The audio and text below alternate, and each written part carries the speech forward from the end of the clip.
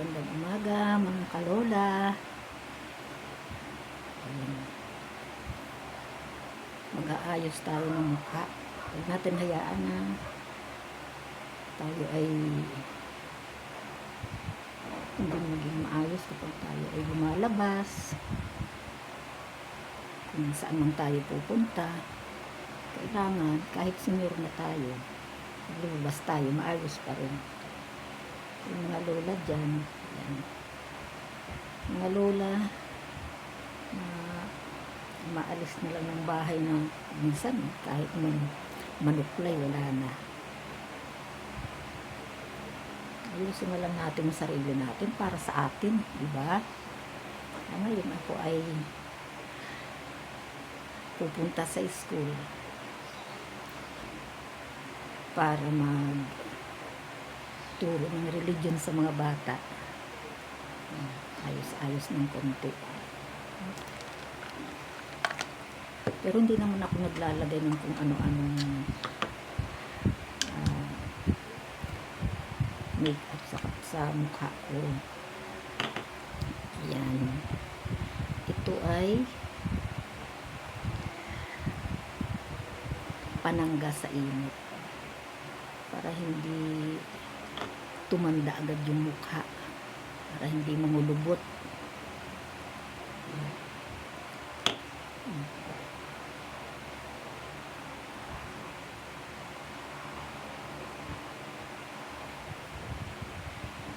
Pero siyempre dahil nagkakaedad na tayo, kagaya ko 63 na, hindi na rin natin maiwasan yun. Pero naaayusin pa rin natin ang ating sarili. Natin hayaan na magmukha na tayo talagang matanda. Kumusta po ba kayo? Naku, pumasok lang ako, hindi ko man lang kayo kinumusta. Pasensya na po ha. Ayan.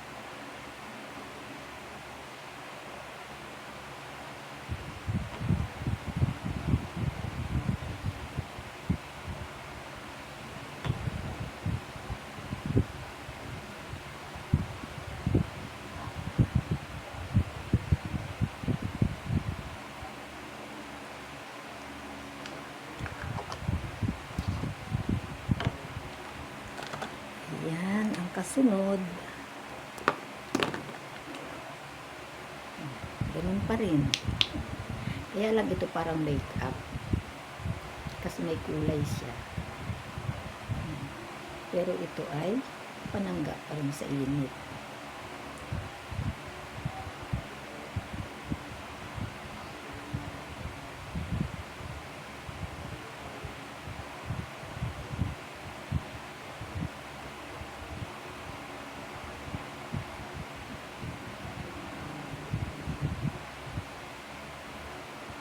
SPF 90.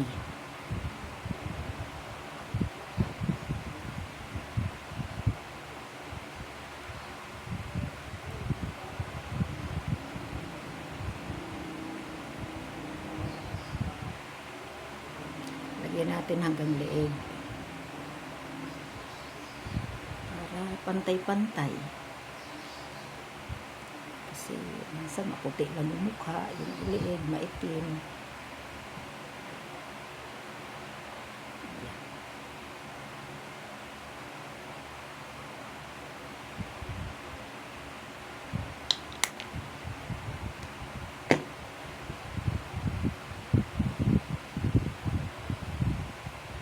Pantayin lang natin mga kalola.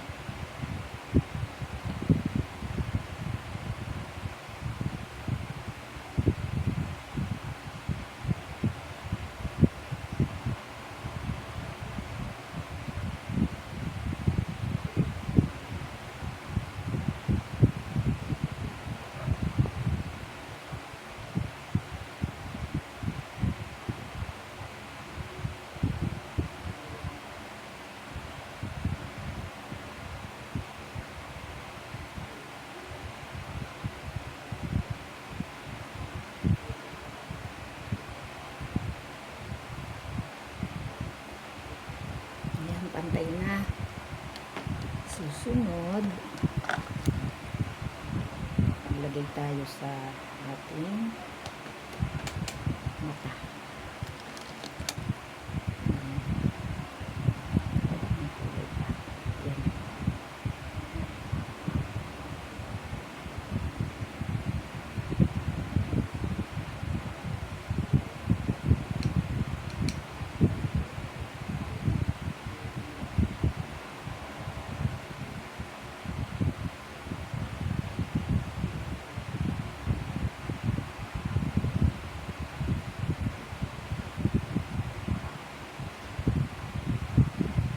Ayan.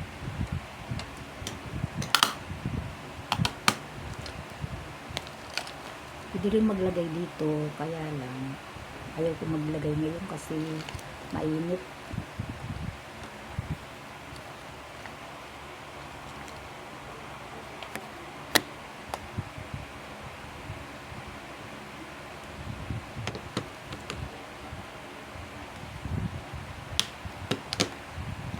Ito, powder.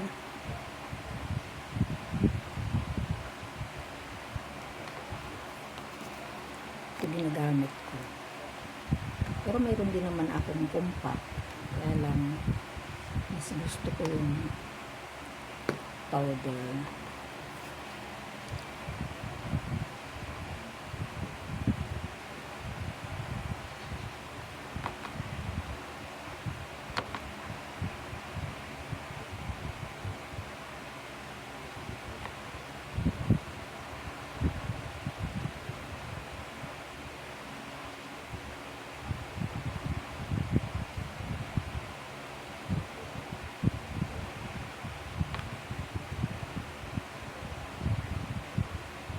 Ayan, diba? Paglabas natin, ligtas na tayo sa init. Hindi na masusunog basta-basta yung mukha natin. Maayos pa tayo. Hindi pa tapos mayroon pa po yan.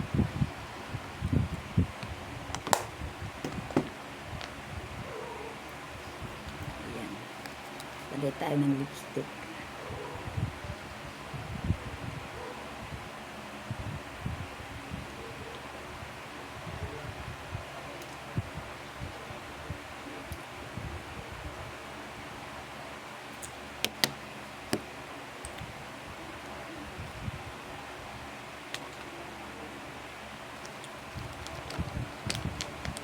Siguro kaunting shade para sa ating ilong, para lang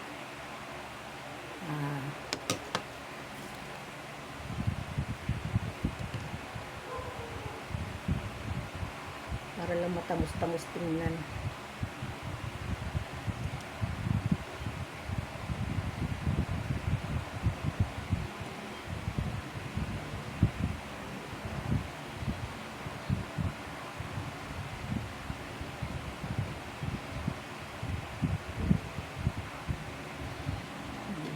Ganun.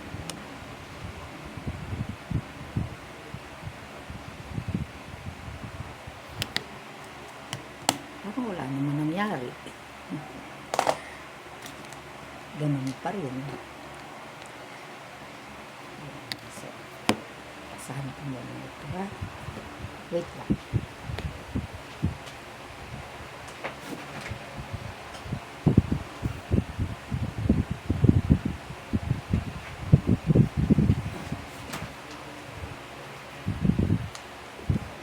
Ano po ba ang inyong pinagkakaabalahan dyan, mga lola? Mga nanay? Ano po ba ang inyong pinagkakaabalahan?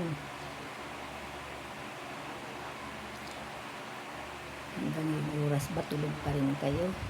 Kagaya ng mga kasama ko dito sa bahay. Tulog kasi. So ako po maaga gumigising. Kasi bago pumunta ng school, ayan, laba-laba muna.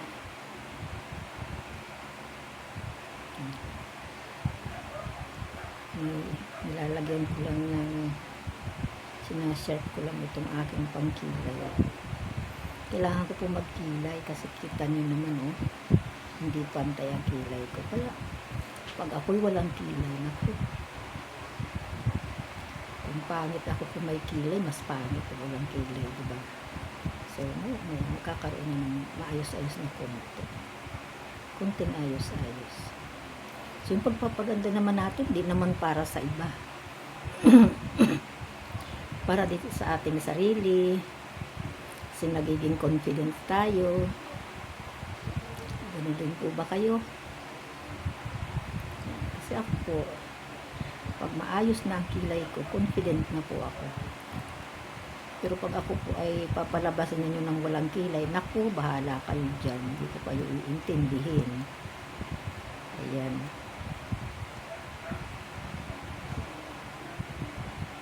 Ayan, malapit na.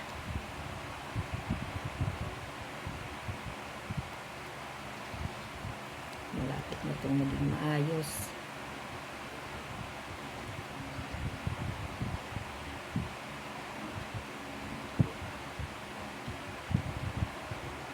Mamaya po ituturo ko kayo doon sa school kung saan po ako ay nagtuturo.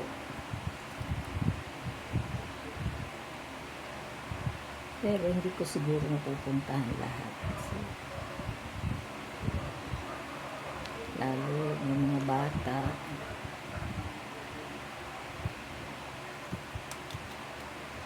Ayan.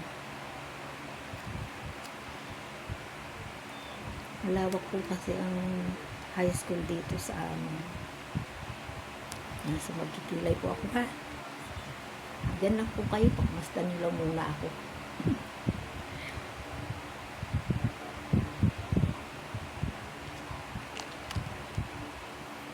Isit natin ng konti.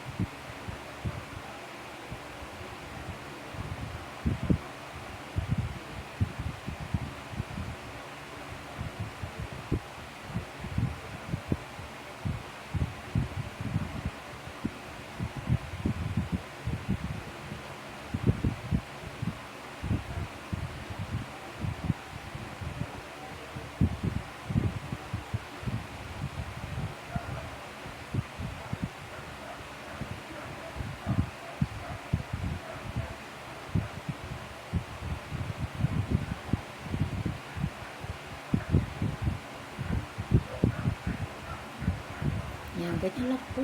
Dahan-dahanin nyo lang.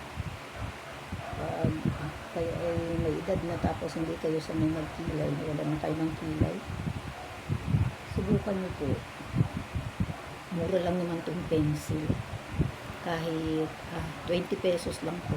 Pabili na po.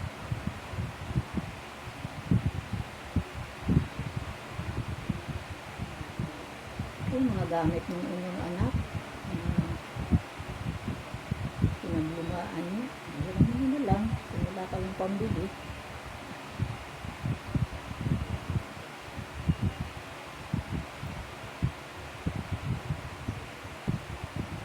Kasi ako po, wala po akong sweldo. Yan. Pero nag-a-allowance naman po ako galing sa simbahan namin. Siyempre, pamasahe, pambili ng ballpen, papel para sa mga bata.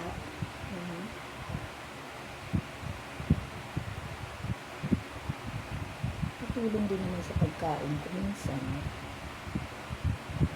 Lang.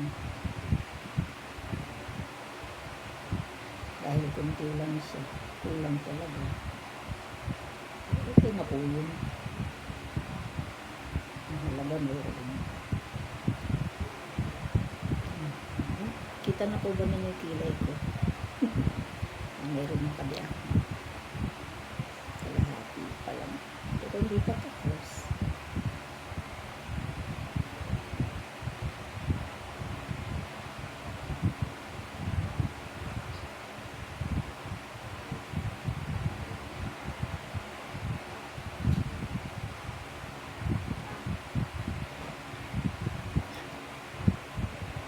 Pwede na yan.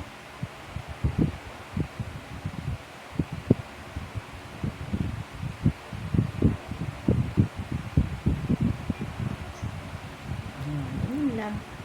Dito naman tayo sa kabila. Hindi ako marunong gumamit nitong kabilang kamay.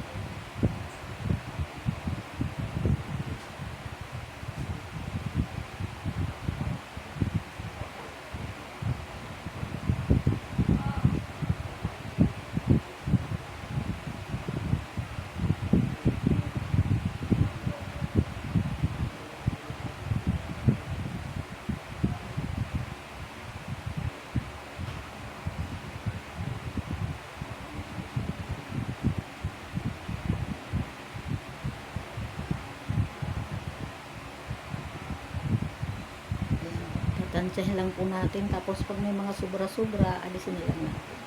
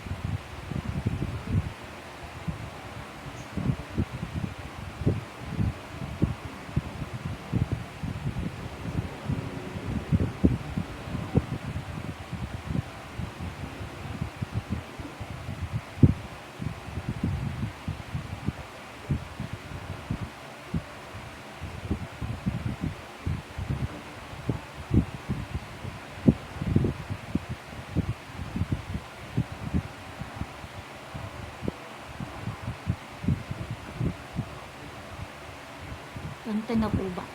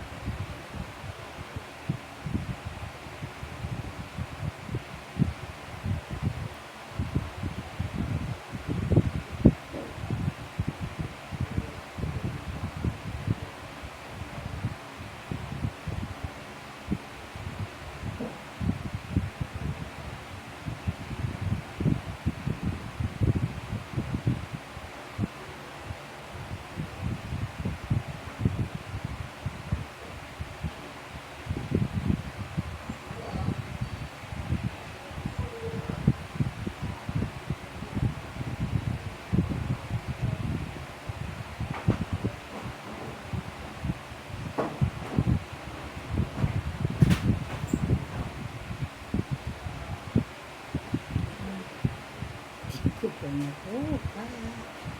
Kina. Hindi ko lang.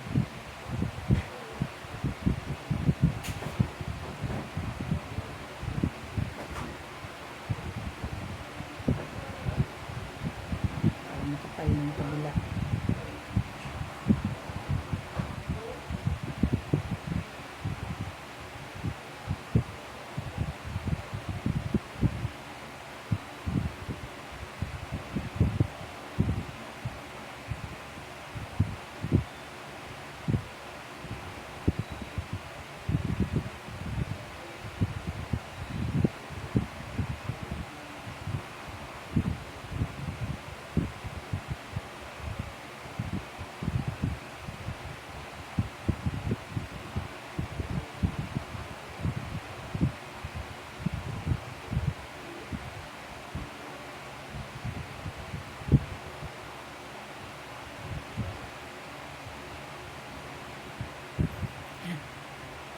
Hindi na.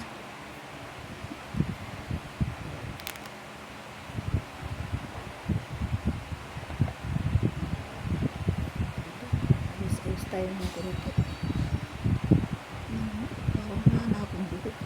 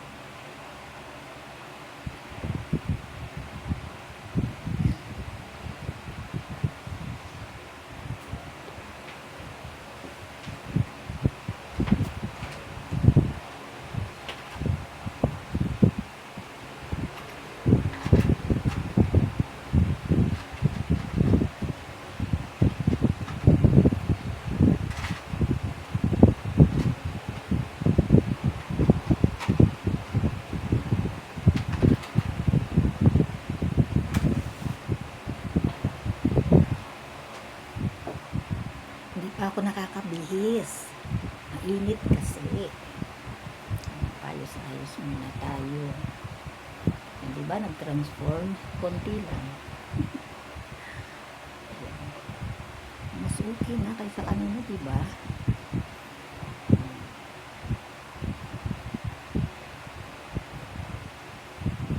Alam niyo kasi, ang nagdadala ng confidence sa tao ay ang ganun.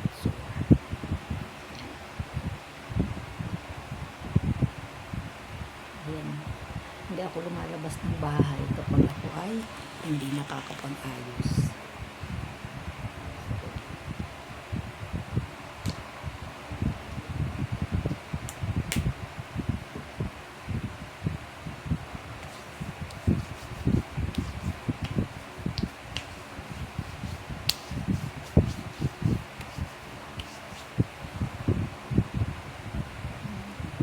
Dahil dadaan tayo sa init, kaya kailangan natin maglagay ng lotion na pangsanggagan sa init.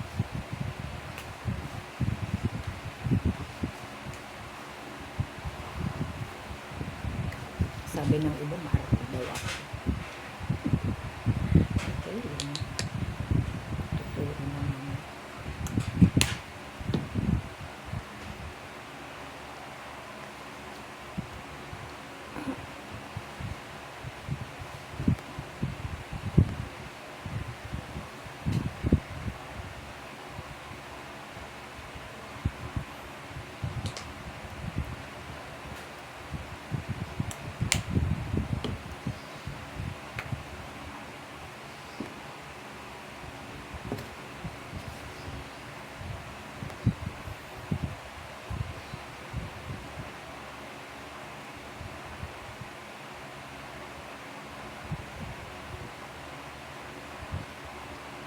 Ayan, hanggang dito na lang mga kalula.